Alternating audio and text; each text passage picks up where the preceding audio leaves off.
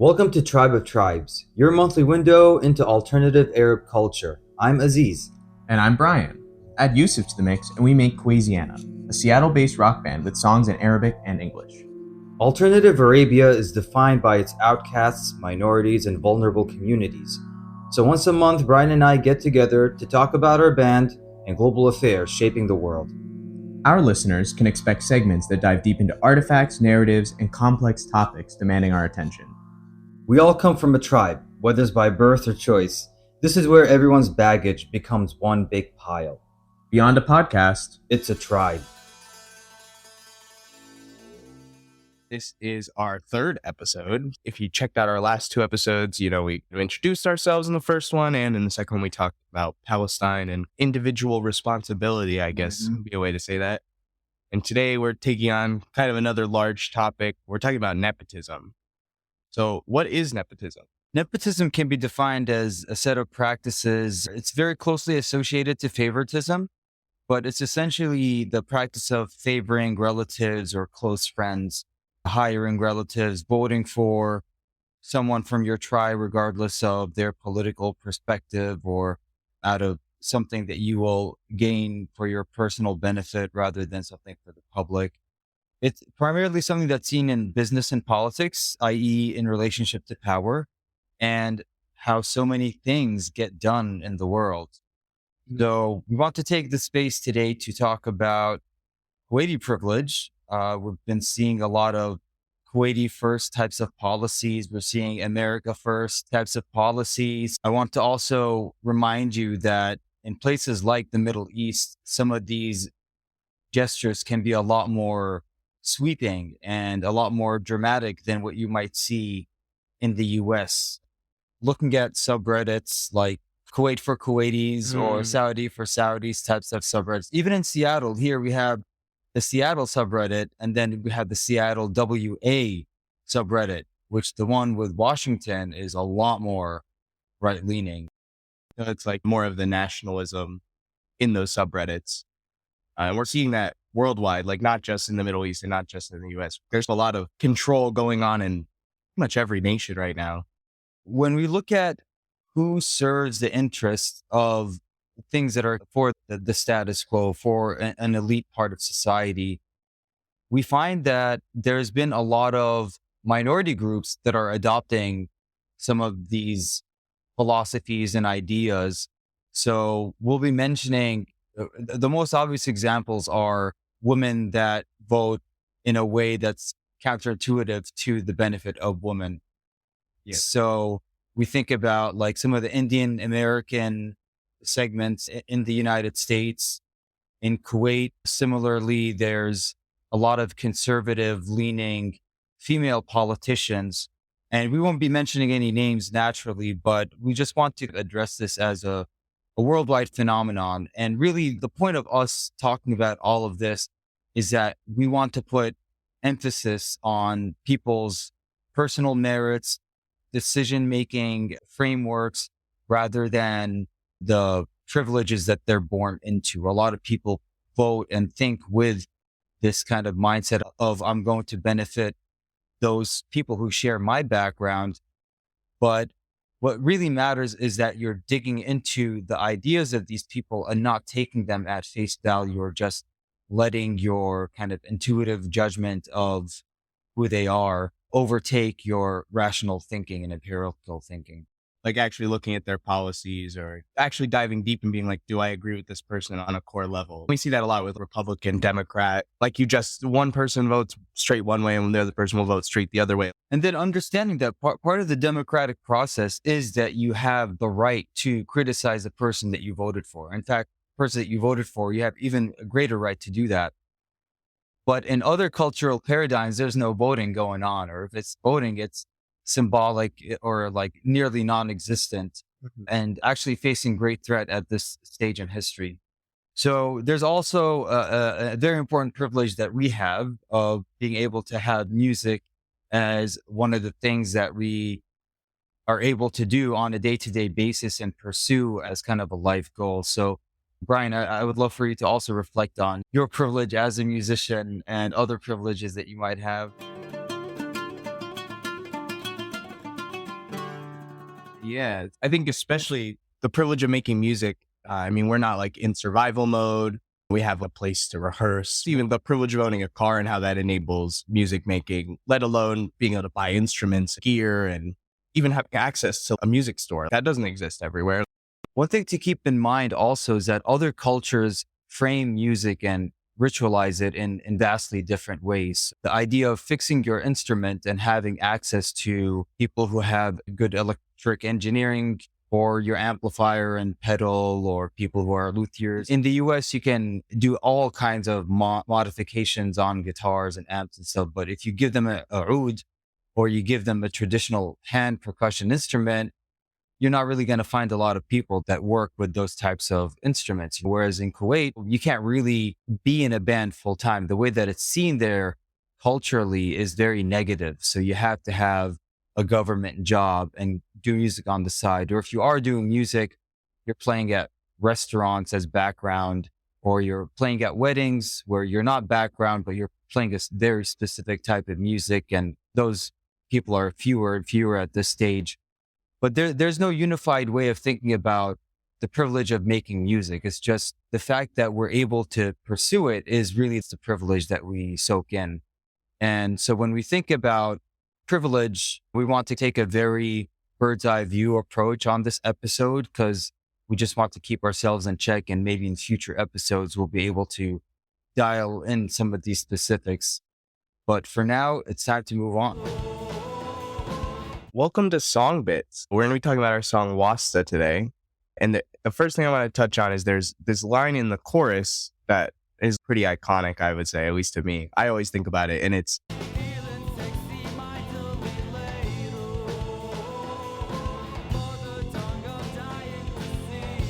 But this part of the couplet, mother tongue, I'm dying to see her, I was very interested where you came up with that.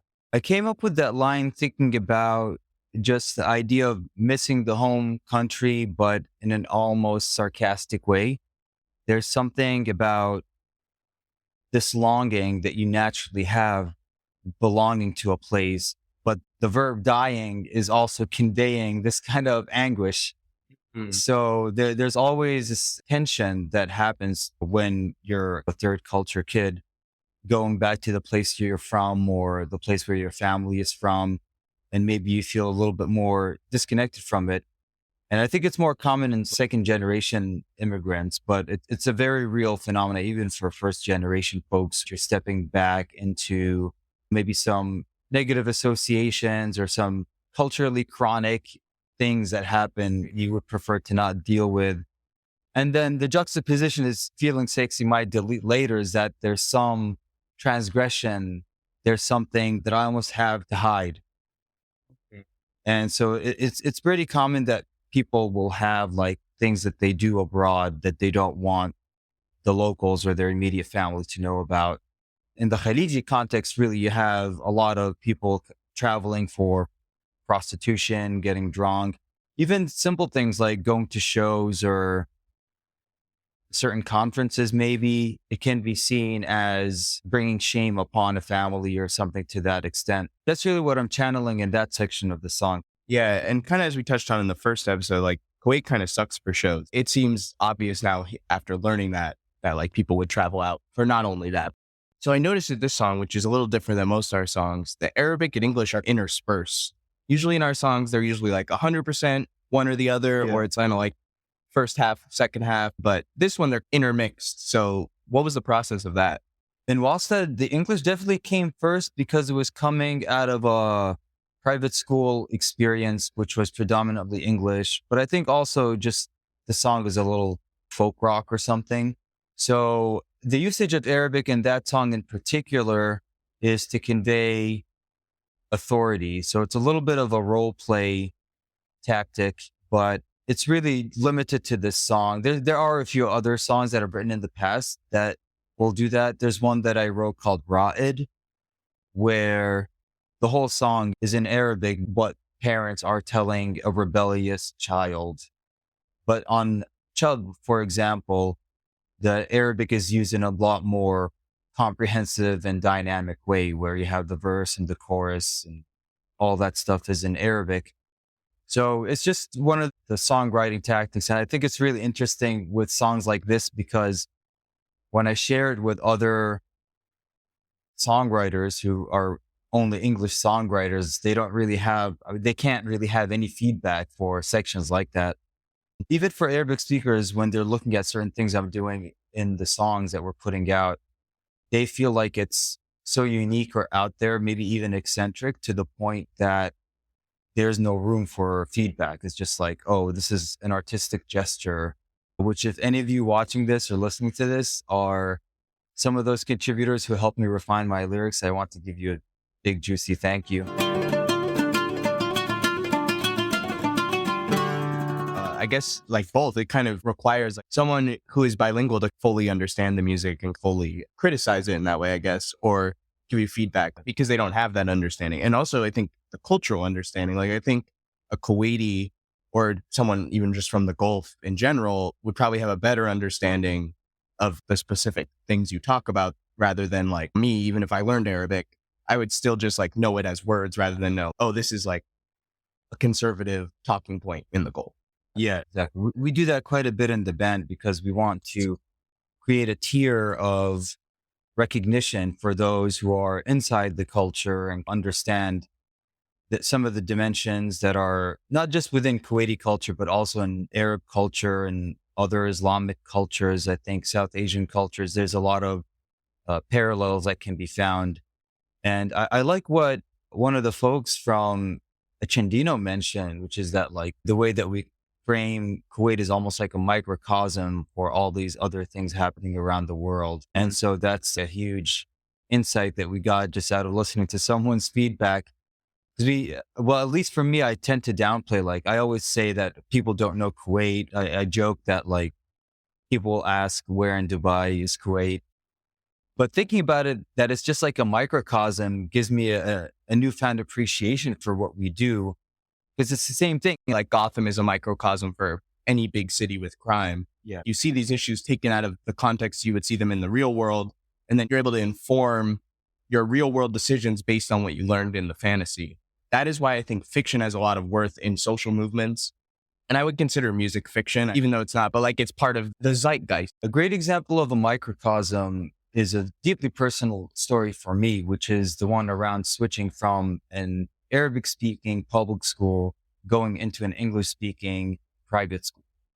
And the way that education works all around the world, unfortunately, is that private schools are typically associated with the rich and mighty.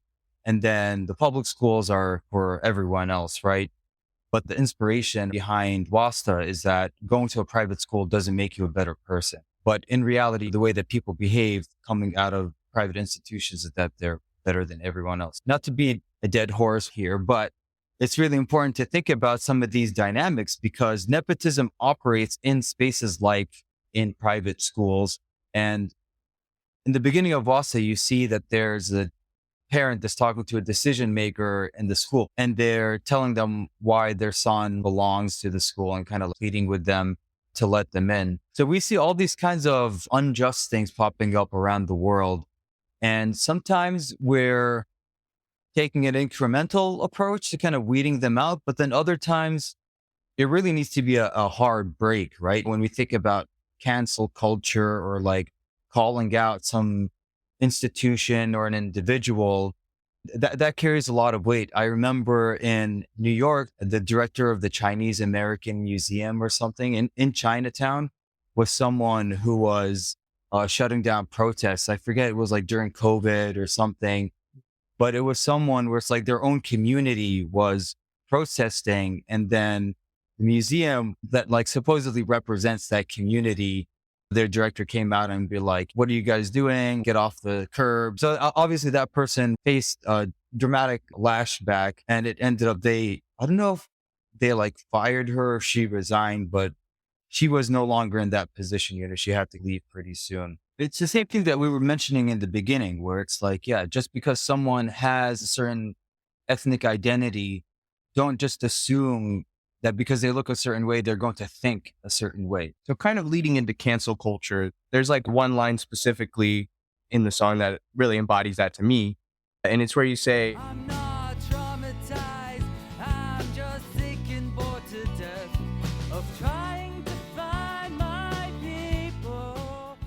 So what are you referring to there? The idea of finding your community and finding your people is something that a lot of Arabs like myself, we feel like we've been outcasted by our own culture, right? And it's not necessarily traumatizing, it's just disappointing and saddening. What you realize is that the whole identity thing is fluid, your social circles are all fluid.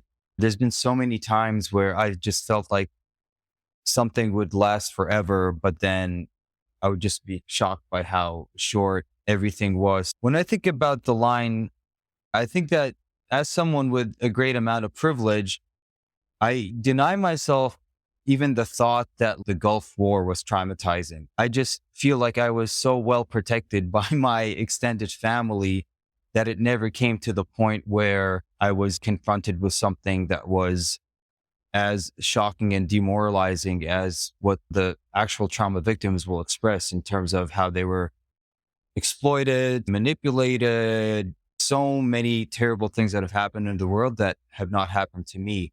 The line is to almost check myself that it's not a trauma. It's not like a big deal if you don't think I'm representative of your culture. But the truth is that I need to get out and find my people. And if I don't, I'm just going to die of boredom. And by your people, it's more than just ethnicity. It's kind of an overall identity thing, like class, ethnicity, politics could even be a part of it. Finding your tribe, so to speak, can be really hard for a lot of people to define what they value in other people, what they value in having around them. Having people who affirm their identities in many ways. If you're a queer person and you're around straight conservatives all the time, you're probably not going to have a good time. Even if they're not directly hateful towards you or whatever, they're not going to have the same issues and you're not going to be able to talk about them the same you would with someone who's had shared experiences. For me, the most important thing about a human in terms of feeling a sense of connection with them is the decisions that they've made in their life. So it's their worldview, their philosophy, their just life choices, really, as opposed to the things that they were born with. This is why at parties, I hate when people are just asking, like, where are you from? Or in Kuwait, it's very common for people to really want to know what is your religious sect. They would want to know which neighborhood are you from, because knowing which neighborhood you're from, south or north of the city, is like associated with an economic class. So those are the things that I would want to de-emphasize. And that's how I feel like true, genuine connection can be established with others. Basing it on the things they've actually decided for themselves. These are the things they've chosen, the decisions they've made on their own free will. I think that shows, like, how does this person think? How does this person conduct themselves? And that's really where you get like a judge of how this person is. One thing that kind of gets in the way of us judging people based on their merit rather than based on their intrinsic value is white privilege or patriarchy. This exists in many other forms as well. I'm sure any place where there's like a majority, there's like that version of privilege. But what I'm referring to here is patriarchy is like considering men, usually white men, to be the ideal, the top of the hierarchy. And that usually creates the space for white privilege and for people to not really criticize these white ideas because, they're the ones running the country. So male traits are idealized. Things like strength, aggression. I consider this also bully power, which is like kind of something the US has, like the bigger stick mentality. I've been jokingly referring to this in our conversations is like penis first thinking. Yeah. Which is different than thinking with your penis, Right. which that's like sexual. Right. What I mean here is that like male kind of need to assert yourself. What I'm thinking of is like that kind of like rooster, like the biggest cock in the yard strutting about. Yeah, it's a mixture of arrogance. Vanity, I think, is the best way to put it. And vanity is typically considered a feminine trait, yet so many masculine people are very vain. I think actually vanity is probably more central to the masculine identity than one might assume. I actually remember this one fashion designer named Rick Owens talking about vanity and how central it is really to the male identity, and like find almost communities where they're accepted for this kind of like hyper masculine type of persona that they embody and are encouraged to proliferate in the world. It's interesting though, like that's a fashion designer saying that. That's Yeah. someone who's probably more in touch with their femininity than your typical Absolutely. fragile man. And yeah, I think this kind of pairs really well with like Christian idealism and religious idealism in general, and like the white savior syndrome and capitalism. These kind of things all combine into this like sinister six of evil structures that run our society. And they all work together because like Christianity promotes women being of men, like from Adam's rib, and capitalism allows all of this to happen, and especially profiting off of women and finding any way to exploit people to profit off them. That's all capitalism is about. And then white savior syndrome, which I don't know, this is not a term I coined, but I'm not sure where I took it from. But it's like that need that white people, a lot of Christians even, feel to like go civilize a place. It's like why the US is involved in all these wars, because we need to be the protector. We need to be the person who's keeping everything stable. While that may not be true, because the US is the biggest destabilization force in the world. But that's like kind of a large picture of where white savior syndrome comes in. But in the individual way, it can be like doing things like virtue signaling, or like going to Africa on a mission to go and build houses or something. It's to bolster your own virtue while not actually doing anything meaningful. So it's not actually altruistic, but it's to show everyone else. All these things of performing, they allow society to stay the way it is.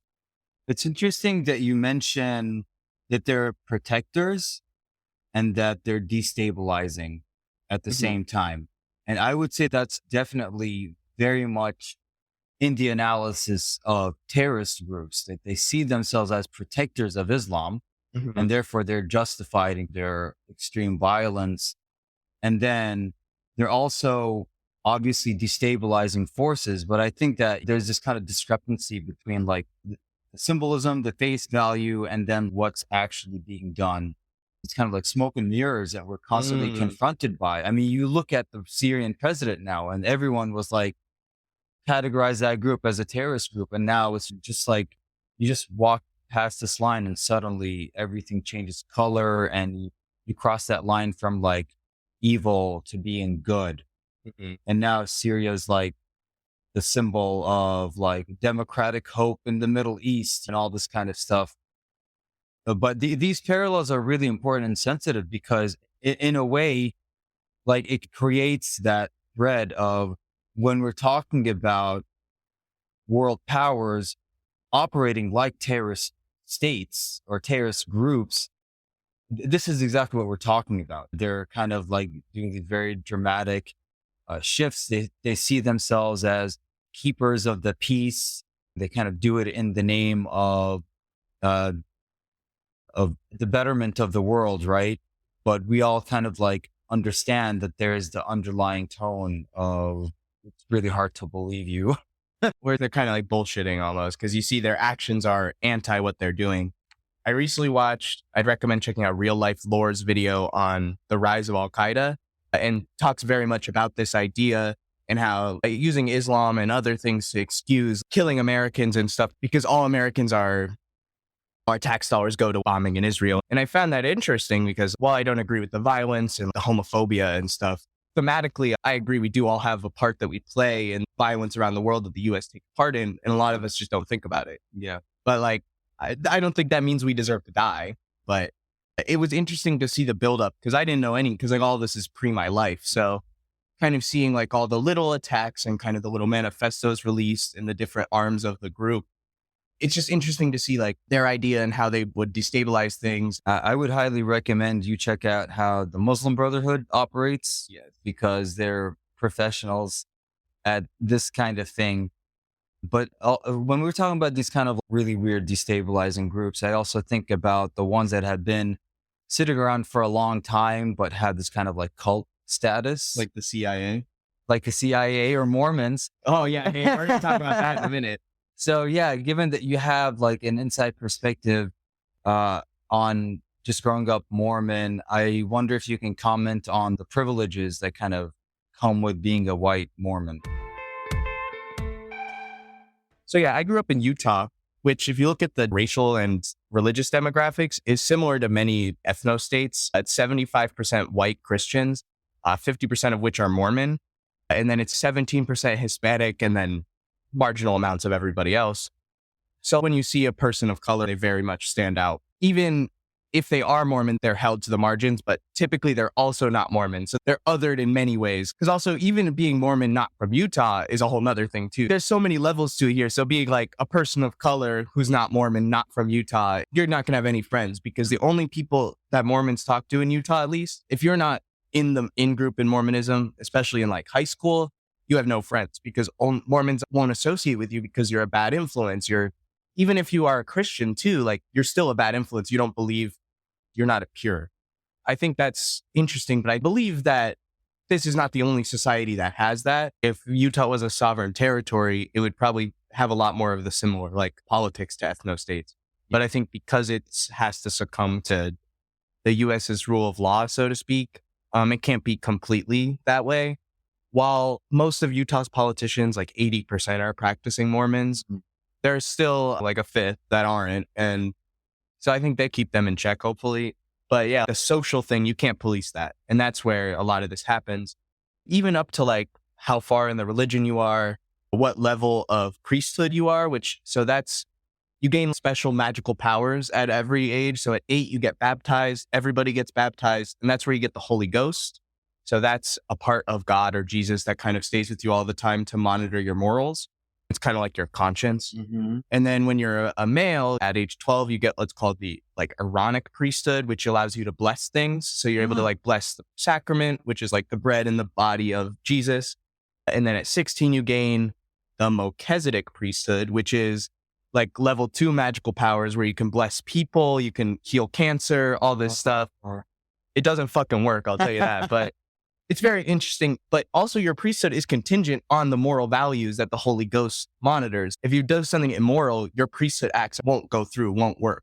Oh, wow. So you can always say, oh, I wasn't a good enough practicer. That's why my miracles didn't work. That's why this person wasn't healed. And it creates this cycle where, oh, I've done something wrong. I have to go repent and fix it before I can do anything else. And then that repression causes you to do something else wrong, and so on and so forth. And it creates like a shame cycle. The way I've seen this is with sexual things. The law of chastity in Mormonism is really tight. You can't even think sexual thoughts. Again, you have part of Jesus in you all the time. Mm-hmm. So even thinking a sexual thought is perverse and is like a sin. But when you get to the point of like touching yourself in any way and anything like that, or having even homosexual sex or oral sex out of marriage, then that breaks your law of chastity. And thus you can no longer go to the temple. You can no longer do priesthood ceremonies. You can no longer do any of this. And so that's a social thing though, because you go to the temple like once a month with your peer group. Mm-hmm. And if you can't go, they're going to be questioning why you aren't there. Yeah. And you have to give them some sort of explanation. So the societal pressure kind of loops into that. And I think the priesthood is a great example for patriarchy, like a microcosm of that, because it's like, men on top specifically as they get older, and, women don't have any magical powers. Oh, and they can't bless things? Yeah, they can't. Oh, wow. Yeah. Women are only for the home in Mormonism. So, and I'm being very facetious calling it magical powers, but like from someone who has come out of it, like it really is, it's not considered that, but it is. It's the ability to bless things. I mean, I know Catholicism has this, and I'm sure other religions have this idea of like priests being able to bless things. Just people believing in the power of prayer. It's exactly the same kind of concept, really. Yeah. But I do think that there's something almost like innately human about that. If you think about people who believe that meditation has real world impact, and not just on your own psyche, but also for the community around it. There's a radius that can be created. This is definitely the school of thought or meditation school of thought that David Lynch, the late film director, came from. But I think it's almost like something that's innately human, that we want to see this kind of like metaphysical reality, and we see religion as a way to kind of locate ourselves within that tradition. But it often also creates these negative traditions.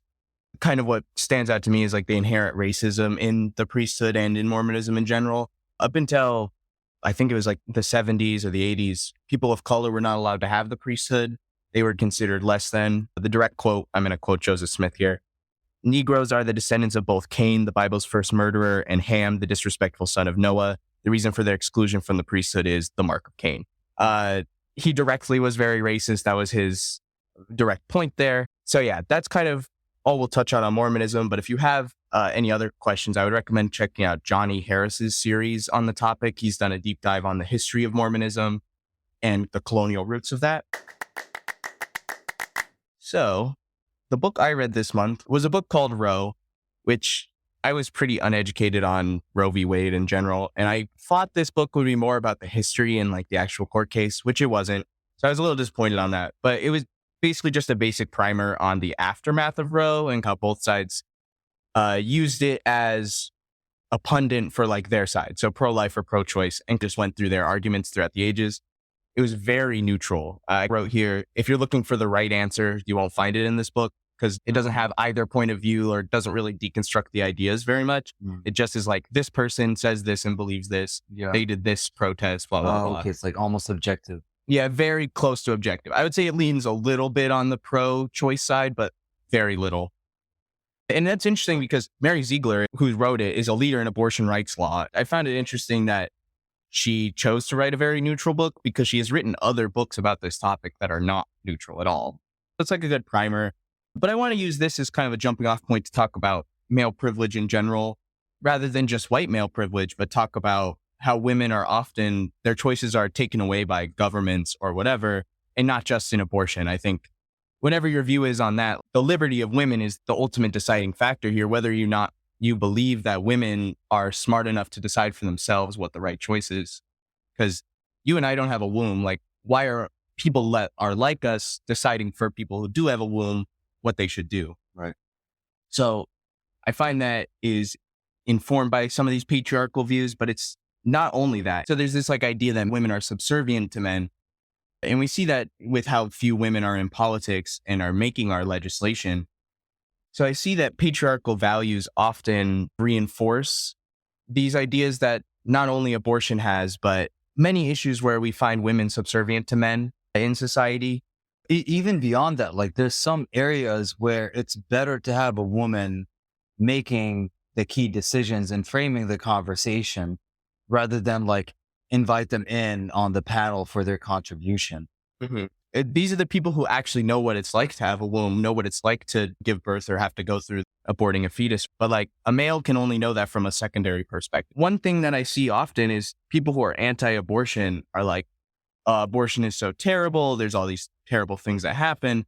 And while illegal abortions are like 1,000 times worse, like, I don't know if you've heard the stories about sewing needles or any of that stuff. I would recommend you do your own research. But even the backroom abortions are significantly less safe than if it's at least legalized and allowed. It's kind of the same idea with like safe use spaces. Like if there's a safe use space, we can hope that there's less harm to be done. Like that's what a bar is for alcohol, right? Yeah. And cannabis doesn't have that, but it might someday, a cannabis consumption place. And there are some places like Amsterdam that have that for quote unquote the harder drugs. And we see that their drug deaths and their overall drug use go down because these people start to be rehabilitated because they're not doing these drugs on their own. Well, abortion is like a health need and is, I would say, even more important than like the people's right to do heroin.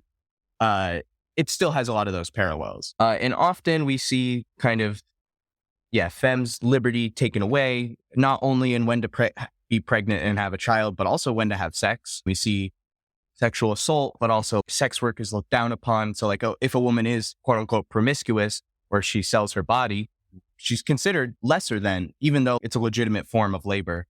I consider myself fairly pro-choice, kind of if based on what I've said, I feel like you might get that, but I'm vegan. And like, so you would think, oh, a fetus and an animal, like where do you draw the line there? And I do see fetuses as deserving respect, but don't the women who are already alive who would be holding this fetus also deserve the respect to decide? The real solution here I see is not banning abortion, but rather contraceptive education, so we don't get to the point of unplanned pregnancies. Make me less angry, tell me a story. So touching on privilege again, what has your experience of privilege been different between the US and Kuwait and flip-flopping back and forth? Yeah, flip-flopping back and forth, you just end up getting a little bit of a confused identity, I suppose. But in Kuwait, I was part of the majority. So I was, for example, experiencing a lot of ease at checkpoints, or I can stay out late. I can get in and out of trouble in general pretty easily. Whereas in the US here, it's more around my skin color, like being white passing, for example, or having the opportunity to have a scholarship and go to college means that I was never in debt, whereas like a lot of people have stacked debt in their like 20s, 30s, and so on. So for me, those are some of the differences. Obviously, there's a lot more, but I think for the US, what I relish in really is just the ability to express myself and doing it without fearing the judgment of people around me. Obviously, there are people who judge you around here, even if they are Arab American, they see Kuwaitis or Khadijis in a very specific way, which is very understandable. But at the same time, I put it upon myself to challenge those notions to the point where a lot of people kind of question whether I'm Kuwaiti or if I ever grew up there. Mm. So I'm very anti on both fronts. But yeah, one story that I definitely wanted to share to convey just how deeply nepotistic, if that's a word, Kuwaiti society is around this one experience that I had in my late 20s where I went back to Kuwait and I decided to shoplift. So I walked into a clothing store with my backpack and I put some article of clothing in my bag, and then I had a bunch in my hand, and like I paid for some, but I had something that I was stealing in my backpack. And then upon trying to exit, they stopped me because the thing was ringing. The security guard, who was an Arab expat, went upstairs with my civil ID to give it to one of the people with authority there, which is like usually someone who's Kuwaiti in the like white dishdasha and the vetra and igal. So it's just this person was the highest tier of authority. Yeah, at they're this, peak like- of the hierarchy. So. Yeah, at this department store. Yeah. And then, so I was in trouble. But then once the guy realized that I was Kuwaiti, then everything was just like, everything dissipated so fast. It was diffused. They gave me my money back. And then they just had me pay for the actual price of the shorts or pants or whatever that I was taking. And I can only imagine it being the same high that someone would get from experiencing that arrogance and vanity and entitlement. We haven't even talked about entitlement throughout this whole thing. But yeah, like those three things combined, I felt them. And at that point, I knew that I couldn't live in Kuwait, but it just gave me a real kind of like, I think the word is corporeal experience of just like performing that patriarchal privilege. And I realized that, wow, if I do things that are wrong, the worst that can happen is that I'm treated like it's normal. And the best case scenario is that you're actually rewarded for it. So there's a lot of people who do bad things, and socially they want to make it look like they've been penalized or punished, but behind closed doors, they're actually rewarded very handsomely, and they uncover opportunities by behaving badly. And we find governments all over the world taking advantage of these people and employing them as trolls online. They use you as a little bit of a walking, living billboard because they know that you're kind of lowly, but they also have something on you. So like if you decide to bite their hand, then they like can really mess you up. But I also want to go back to the dialect and language thing too. There's certain ways that people who believe in this Kuwaiti first idea are starting to embrace. And what I find really interesting, in addition to the appearance of the authority figures, also because Middle Eastern cultures, Islamic cultures specifically, are very text centric, even in their architecture and the art of calligraphy and things like that. The way that you speak carries a lot of weight in Kuwait. You have this kind of revisiting the past and people doing some linguistic research to better understand where words come from and employing old ways of speaking as a way to signal that they are authentic Kuwaitis, that they know how to speak properly. And then on the other side, of course, you have people who are speaking in this broken Arabic, or people who are trying to, who are just like very westernized and trying to speak Arabic. There's a lot of discouragement and policing that happens around how people speak, which creates, this kind of divisiveness that is now very natural and present in the society over there. In Kuwaiti culture, peppering in Quran, Islamic verses, or peppering in certain proverbs is going to help you in a big way. A lot of what happens too is this call and response, like here, someone says thank you, you say you're welcome. But in Kuwaiti society, think about that in all facets of interaction with other people. And sometimes there's 3 or 4 things that people can say back and forth to each other. There's like a level of scripting. Yes. And if you don't know it, like you're a cultural outcast. You're not necessarily outcast, but if you know it, then and you're further in and they're just like, oh, you're like educated, you're aware, you have this kind of like the depth of really Arabic literature. But then in other times, it's kind of like what you're saying. It's a little bit of that dog whistle where you're asserting this idea of an authentic identity and you're more authentic by knowing the back and forth. So it can also feel a little bit insular, especially for someone who is genuinely Kuwaiti, but then doesn't know the back and forth.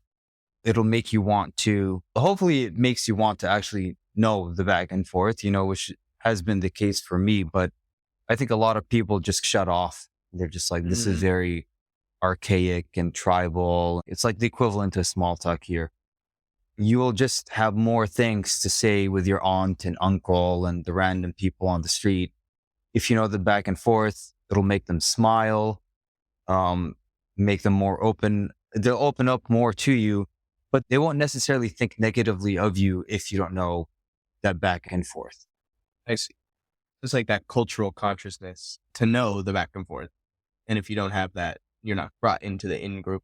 They know you haven't, quote unquote, done the research or spent the time doing it. Yeah. I almost want to use the jazz standards example or something, where there's like a little bit of a foundation of something. You've kind of like done the bare minimum and now you can like step up to something that's more like, I can trust you more because I know that you know these kind of like foundational things. Like the literary canons, or in this case, like the dialectical.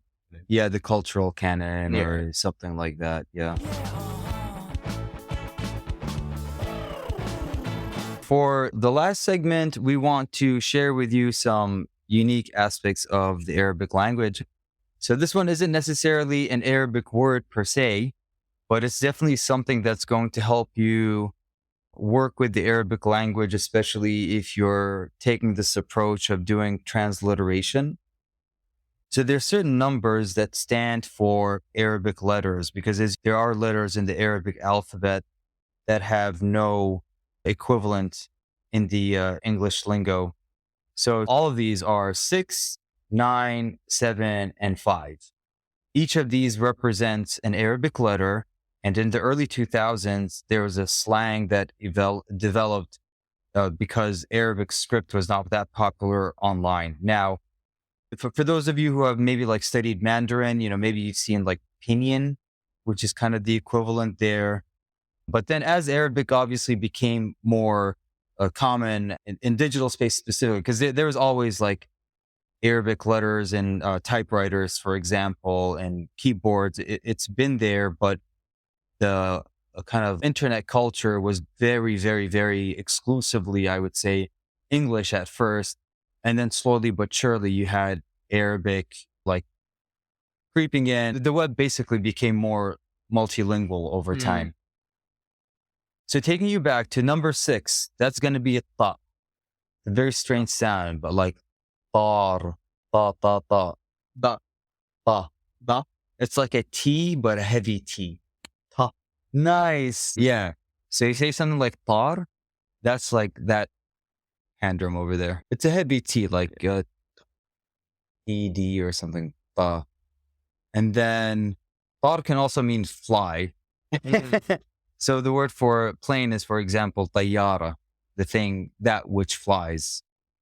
The next one is the number 9. So it's very confusing because it's just an upside down 6, but that means sa. Yeah. So when you say sahih, which means correct, that is spelled with a 9. And then the next one that I'll teach you is the same word, but sahih is the number 7. So the number 7 is ha. Try to think of, like halal meat. Mm. The first letter on that is ha. So it's actually halal. Yeah, ha. Eh? It's like a hard H almost. Yeah, Heh. yeah. Not to be confused with ha. Which has more of that like throat action. Yeah, when you put the throat action, the letter for or the number for that is the number 5. Mm. So, kha, for example, the word for shit Mhm. is khara. Power. Khara. You really spit that one out. Yeah. Khara. I love to say it. So that's with the number 5. Brian, you want to say it one more time? Power. Close enough? It's great.